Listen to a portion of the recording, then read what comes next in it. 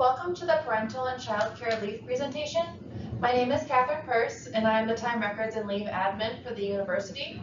And I'm joined today by Hannah Inglesby, our Benefits Assistant, also with the University at Albany. Today we are going to cover what you need to know when adopting or having a baby. Congratulations on the newest addition to your family. We are happy to provide you with the following information on parental leave so that you may familiarize yourself with the necessary documents and steps to take to prepare for your absence. We hope that whether you are preparing for your leave or reviewing for informational purposes, that you find this information helpful. Table of contents. Today we will be covering the following information. Each item in the table of contents is linked to the slide that goes over that specific topic in greater detail. Please note that none of the links work in the video version of this presentation. Please access the PDF version in order to use the links. The PDF version can be found on our website where you access this video. Who needs to be notified about your parental leave? It's important that you provide timely notice to the Office of Human Resources Management, or OHRM, and your supervisor or department. Timely notice means notifying all parties at least 30 days in advance whenever you are going to need a leave. This allows enough time to coordinate your time records, benefits, and job coverage prior to your leave. While you're required to notify your supervisor, notifying them as early as possible allows your department to better prepare for your leave. When the need for leave is not foreseeable, please notify OHRM and your supervisor immediately. We will discuss notifying your health insurance carrier and adding a newborn or newly adopted child to your health insurance on a later slide. Leave Programs Overview. We will be going over these programs in greater detail over the next few slides. We will include the who, what, where, when, and how of these programs to better assist you in your leave planning. We will also go over the implications of these leaves on your benefits in future slides. 7-month child care leave. New York State provides employees, regardless of gender, with up to 7 months of child care leave without pay. You can use vacation and/or holiday accruals if you have them available during child care leave to remain in paid status. However, the use of accruals will not extend the 7-month period. This leave can be available to either parent. If both parents are state employees, leave for child care will be approved for one parent at a time. Parents may elect to split the mandatory 7-month leave into 2 separate blocks of leave, with each parent entitled to one continuous period of leave. This time frame cannot exceed a combined total of 7 months and cannot extend past 7 months from the date of delivery. If you are adopting a child, you must provide documentation of adoption to qualify for the 7-month leave. This leave can begin at the start of the effective date of adoption and last up to 7 months. The Family Medical Leave Act, also known as FMLA. You may be wondering who qualifies for FMLA. To be a qualified employee, you must have worked 1,250 hours and for at least 1 year at the university prior to the need for leave. FMLA provides up to 12 weeks of protected leave for the purpose of the birth or adoption of a child. FMLA starts the day the child is born or adopted, or the first day the employee goes out if they begin leave prior to the birth.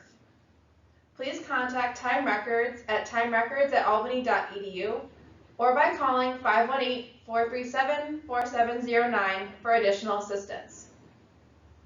Reach out to Time Records at albany.edu to start the process and request the paperwork required for FMLA leave. You'll need to either have the doctor complete and return the WH-380 if you are the delivering parent, or the WH-380F if you are the non-delivering parent. While 30 days notice is required, notifying us in advance can ensure a seamless process. FMLA starts the first day the employee is out for the birth or adoption of a child. For the delivering parent, FMLA can start up to 4 weeks prior to the actual birth date. FMLA is typically not approved on an intermittent basis for the purpose of caring for or bonding with a child. The only way an employee gets paid on FMLA is by charging accruals. If the employee has no accruals to charge, the leave will be unpaid. Paid family leave, or otherwise known as PFL. Paid family leave is currently only available to UUP and MC employees. PFL pays a percentage of the employee's salary. For instance, in 2019, PFL will pay up to 55% of the employee's average weekly wage for up to 10 weeks. Please note, pay is capped at the New York State average weekly wage, and this is recalculated each year. In 2020, this benefit will increase to up to 60% of the employee's average weekly wage for up to 10 weeks. And in 2021, this benefit will increase to up to 67% of the employee's average weekly wage for up to 12 weeks. You will be removed from the UAlbany payroll when and if the PFL claim is approved by the standard insurance company. Since you won't be receiving a paycheck from UAlbany while you are out, health insurance will be billed directly to your home address on a monthly basis. It's important to remember accruals also cannot be charged on the same day that PFL is taken to supplement your pay. Also, PFL cannot be taken for half days. They must be full days of absence. You will need to notify Time Records, the standard insurance company, and your department each day you take PFL if you are using it intermittently. It is best to notify Time Records and your department via email. PFL must also be taken within 1 year of the birth or adoption of your child.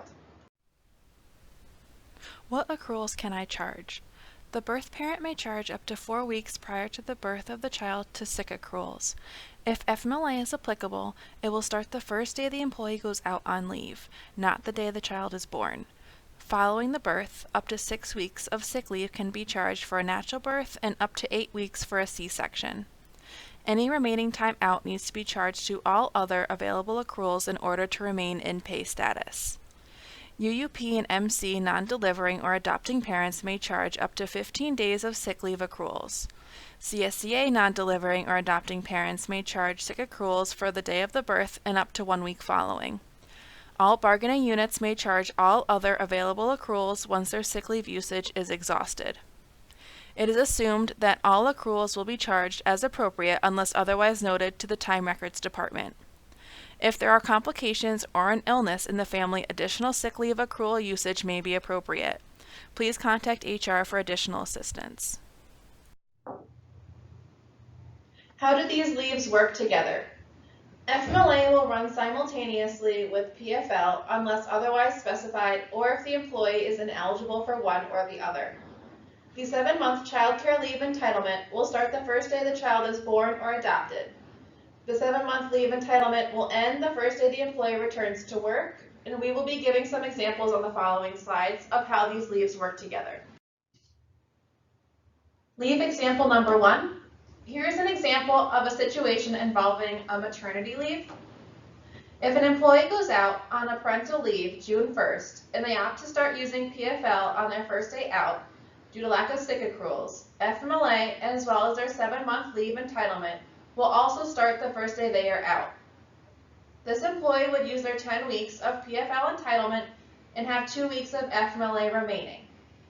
For the remaining 2 weeks of FMLA leave, the employee has opted to use 1 week of vacation accruals and take the last week unpaid. The employee would then return to work after completing their 12 weeks of FMLA entitlement. Once the employee returns to work, their 7-month child care leave entitlement is also over, even though they didn't use the full 7 months. The image below outlines how these leaves work together. Leave example number 2. Here's another example of a potential leave. In this example, the university employee adopted a child. An employee adopts the child on July 1st and plans to use the entire 15 days of sick leave. As of July 1st, FMLA and the 7-month child care leave begin. Following the 15 days of sick leave, the employee opts to take 3 weeks of leave without pay. Once the 3 weeks of leave without pay is over, the employee begins their 10 weeks of paid family leave, otherwise known as PFL. FMLA ends after week 6 of PFL, since only 12 weeks of leave are covered under the FMLA. The remaining 6 weeks the employee is out is covered under PFL and the 7-month child care leave. Once the full 10 weeks of PFL is over, the employee opts to return to work, thus also ending the 7-month child care leave. The image below outlines how these leaves work together. Communicating with Time Records. Time Records will require some communication regarding your leave plan intentions. Prior to your leave, you will need to indicate some information to Time Records in order for us to assist you with your leave. You can find the Leave Plan worksheet on our website where you access this video and a copy of this presentation, which will include active links. The worksheet can also be accessed by going to the Time Records section of our website found within the Employee Toolbox. The completed worksheet should be returned to Time Records, or you may respond to the questions on the worksheet via email to timerecords@albany.edu. Some of the necessary information we will need includes the estimated start date of your leave. Do you plan on using all available accruals? Do you wish to take any leave without pay during your leave? And do you wish to also utilize paid family leave? Prior to your first day out, Time Records will also require your proposed leave plan. This will help ensure that your plan goes as smoothly as possible once you go out on leave. During your leave, Time Records will need to be notified of your official first day out. You can do this via email to timerecords@albany.edu, by phone to 518-437-4709, or your supervisor may contact us on your behalf.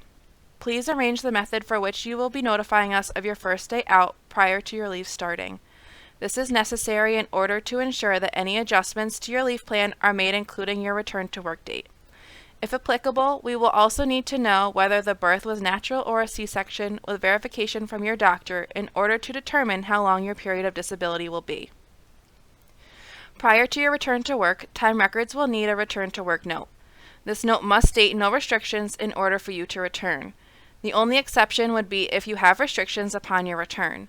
If this is the case, we will need to know what restrictions will be required in detail along with their duration.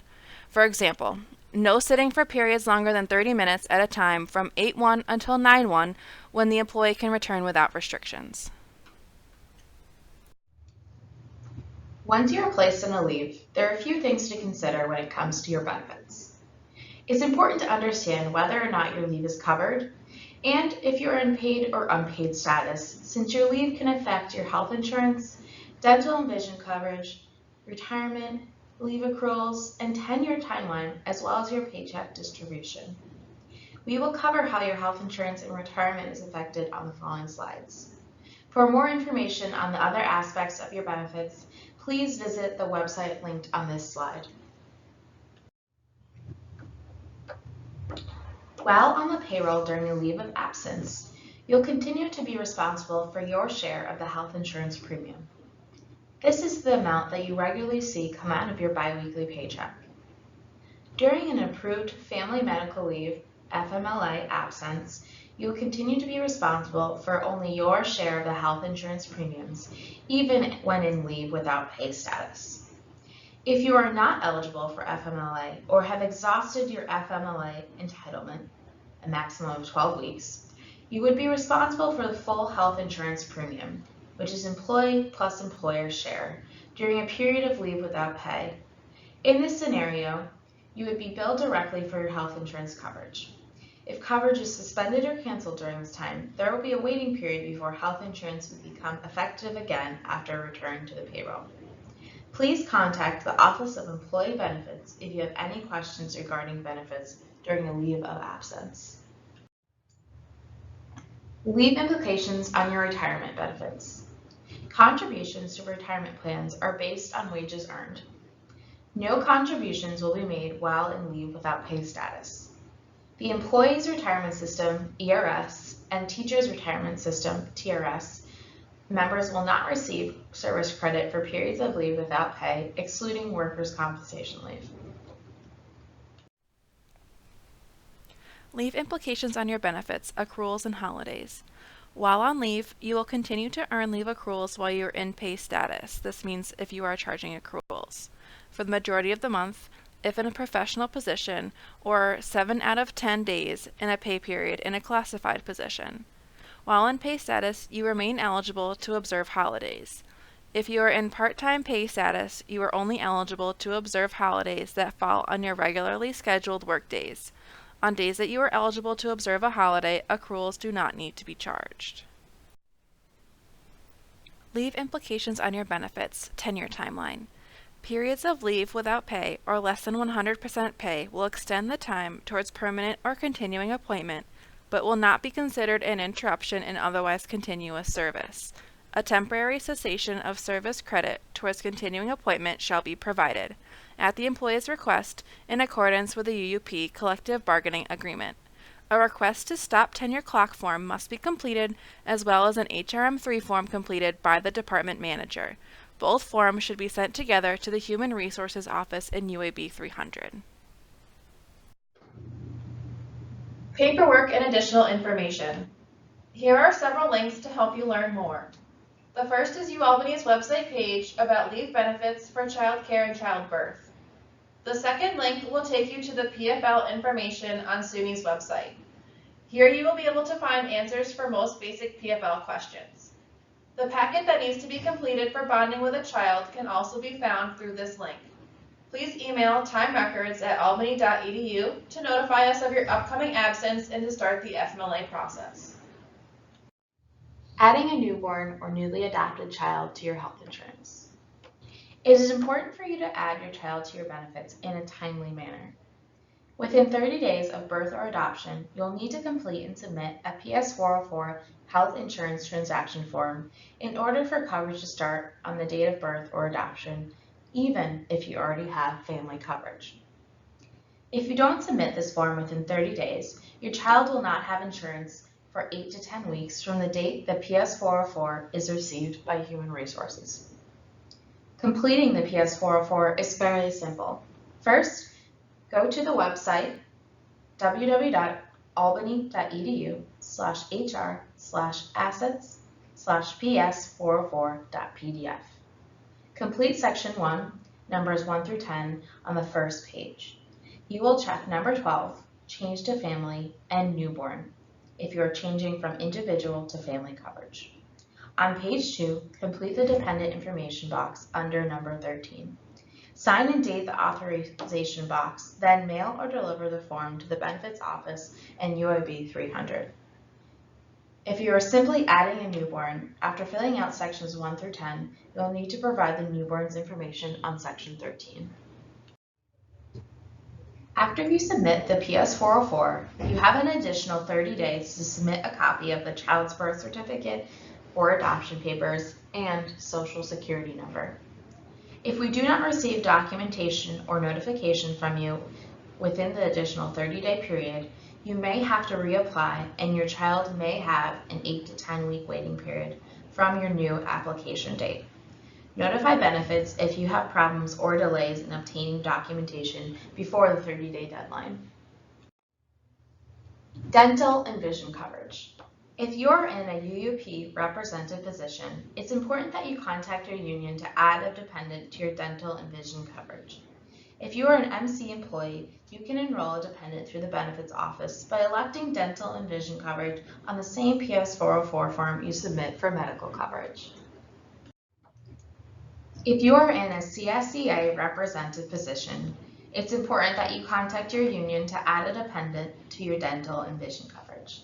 If you are MC, PEF, NYSCOPA, and a PBA-NYS employee, you enroll dependents through the benefits office by electing dental and vision coverage on the same PS-404 form you submit for medical coverage.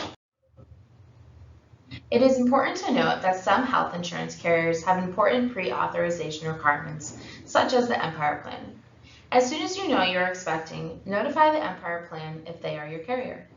Since you cannot add a child to your coverage until their date of birth, there are typically claims dated prior to when their enrollment is processed. This is a timing issue to be addressed with your insurance provider. If all required documentation is submitted timely, the newborn's coverage will go retroactive to their date of birth.